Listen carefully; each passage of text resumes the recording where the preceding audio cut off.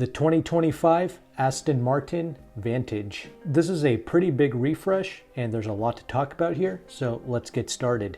I'll give you a quick rundown of some of the big changes first, then we can get into the details a little bit later.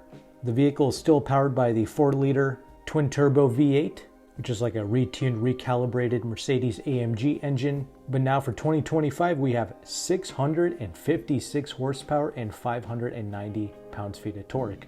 This is a 128 horsepower increase over the outgoing model, but we also have refreshed exterior styling. The interior has been redesigned, similar to the Aston Martin DB12, but clearly the specs are really excellent with this new 2025 model year. We have a top speed of 202 miles per hour. It does 0 to 60 in 3.4 seconds. We have a perfect 50-50 weight distribution, and we also have chassis and suspension enhancements as well. So that's what I'm saying. A lot to talk about, a lot to cover. I'm going to have the official Aston Martin press release on the screen for you to read in great detail. After all, that's where I'm getting this information from in the first place. And starting with the looks, I think almost everyone really appreciates the Aston Martin design language. They're elegant, beautiful cars, and for 2025, a pretty big change is going to be with that front grille. It's become really massive now, much larger than before. Some of you may or may not like that. I personally don't mind it. I still think it looks great. There's also a practical benefit to this. The thermal airflow has now been boosted with a 50% increase in the volume of cold air reaching the radiators. I already mentioned that tremendous jump in power over the outgoing Vantage, so it's great to see them improving the cooling of this vehicle as well. But the rest of the vehicle looks pretty much the same, and we also have the official Aston Martin configurator. It's now been open for the 2025 Vantage, so you can customize and spec out your Vantage any way you like. The rear taillights, you can get them in either red or like that chrome smoked look. We have a variety of 21-inch wheels that we can choose from, a lot of great colors. That's the thing, when you step up to these exclusive products and brands like Aston Martin, Bentley, Rolls-Royce, etc., you get a lot more customization options. You can really personalize it the way that you want. But yeah, let me know in the comment section how you feel about the exterior looks of this Vantage. But now let's go ahead and talk about that interior space, because it now resembles the new DB12 with that infotainment screen that's mounted much lower. Let me know how you like that. I personally think it's great. It's much less of a distraction when it's mounted lower. And we have that clean dashboard now, but at the same time it does look pretty plain. You just have a massive leather dashboard, your steering wheel, and then you have that center console which resembles like the previous Porsche and even the C8 Corvette in the way they have that center console laid out. But regardless, I love the buttons and the switches, which again, it pretty much shares with the DB12. And although everything looks rather simplistic with the interior, at least it looks modern and fresh. The gauge cluster now is completely digital, and they've gotten rid of something that many Aston Martins in the past had, which is like that PRND gear shifter. They've gone away from that, and they have this small lever to put the vehicle into its proper gear, which I don't mind it. Again, everything is cohesive. It flows. We have a flat bottom steering wheel, and regarding the seats, you have two different seats you can choose from, a comfort touring seat or more of a sporty seat. Personally, I would rather go with the touring seats, because the sporty one, I mean, it looks nice, but I just don't think it's going to be very comfortable in the long term. But you never know. I would have to try it in person. Sometimes those aggressive sporty seats can be comfortable, but personally, I think I'm going to lean more towards the comfort seats. But yeah, you have your wireless Apple CarPlay, and I'm assuming you're going to have wireless Android Auto with the 10.25-inch touchscreen. They also tried to give the touchscreen a tactile feedback, if you will, when you touch it. The standard audio system is going to be a 390-watt 11-speaker sound system. However, the optional Bowers & Wilkins, that's really what you want to go with. It's a 15-speaker, 1,170 watt surround sound unit with dedicated 3D headline speakers and a powerful subwoofer, according to Aston Martin. The Bowers & Wilkins in these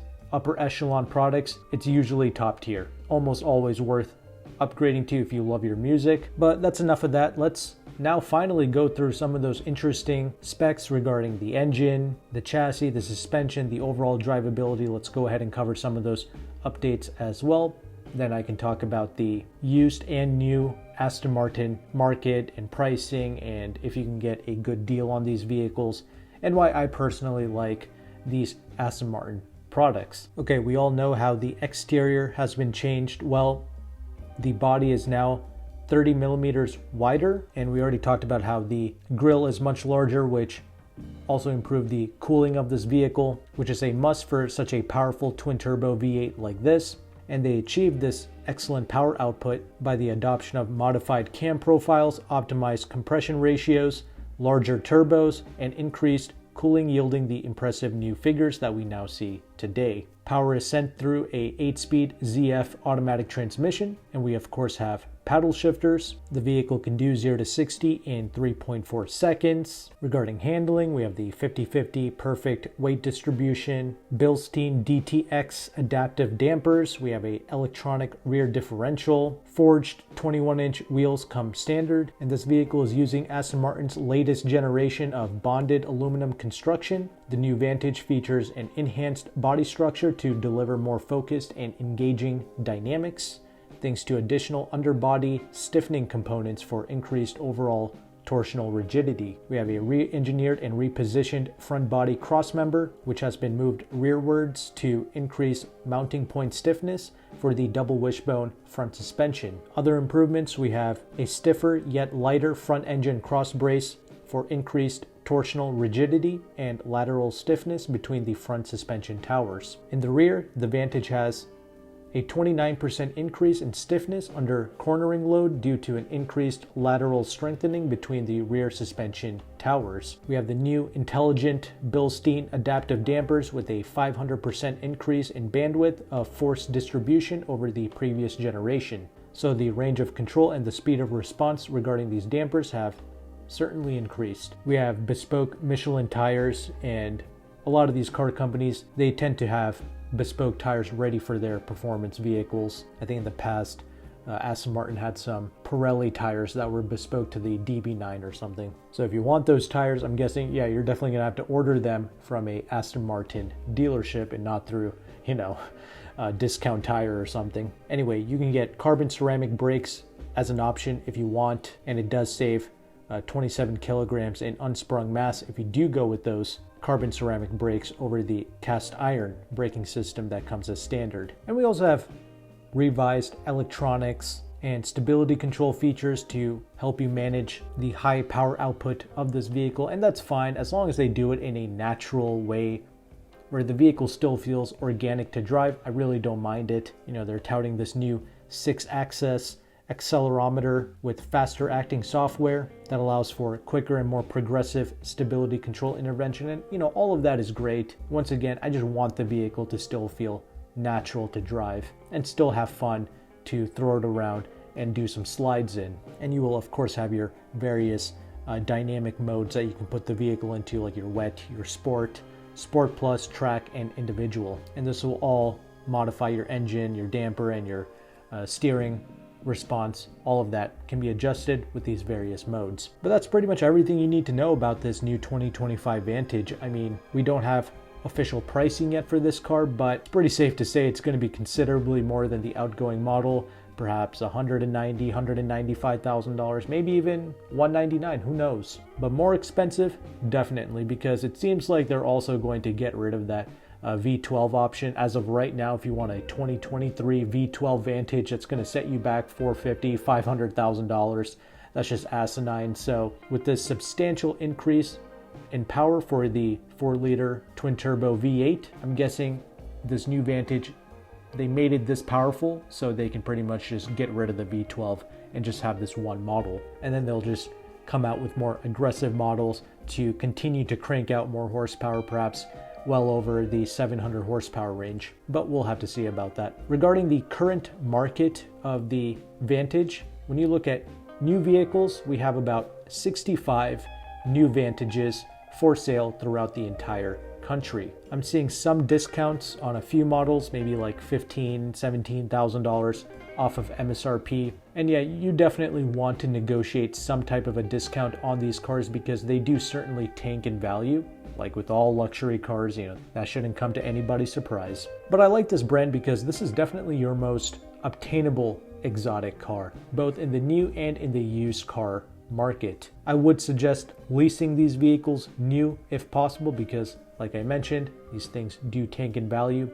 You can use the Edmunds leasing calculator to estimate how much you can expect to pay on a monthly basis. However, the Edmunds leasing calculator, it's not exactly perfect, but it's the only way I've seen where you can estimate numbers on these exotic cars. For instance, right now you can only see numbers on a 2022 Vantage. Not sure why that is, but when I ran some numbers, $185,000 MSRP for 170 grand, that's an 8% discount. A 48-month lease, assuming you have perfect credit, seems to be around $1,900 a month. They're saying that the interest rate is around 4.39% for this lease.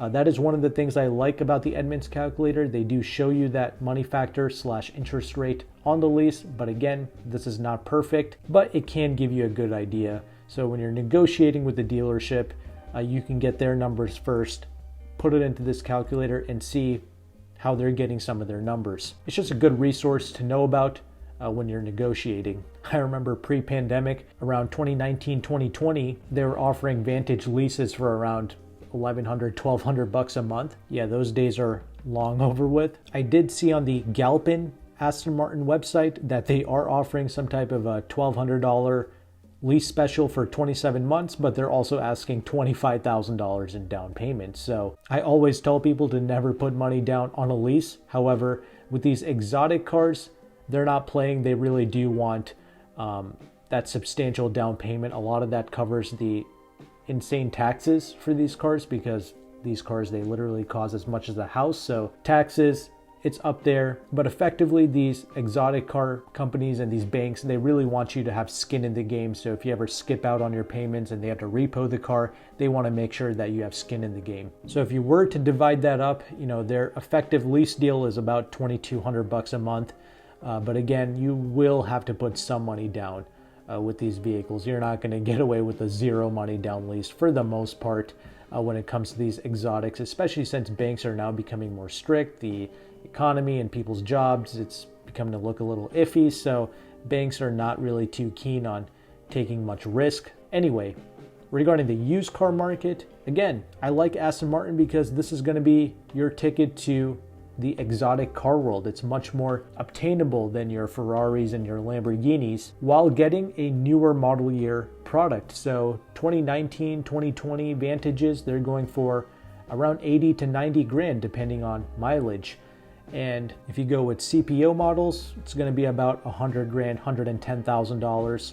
However, I must say the Aston Martin certified pre-owned program, it's not that great. They only give you 1 year of warranty, and they don't even give you free maintenance. I mean, it's okay if you know you're gonna purchase the car and dump it after 1 year. I suppose that's okay if you're someone who frequently gets rid of your cars, but 1 year is just not enough. I'm sure they offer an extended warranty program that you can pay up for that'll cost 15, 20 grand or something.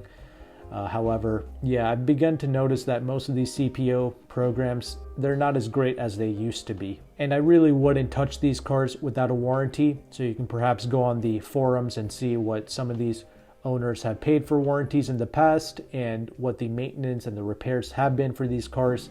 You can also use the NHTSA website to see TSBs and complaints from owners. But yeah, like if you're looking into buying a Mercedes AMG GT or a S63 AMG in the used car market, you might be better off looking into one of these Aston Martin products. That could be worth it because a lot of the cleaner S63s I've seen, they are well over the $100,000 price tag for sure.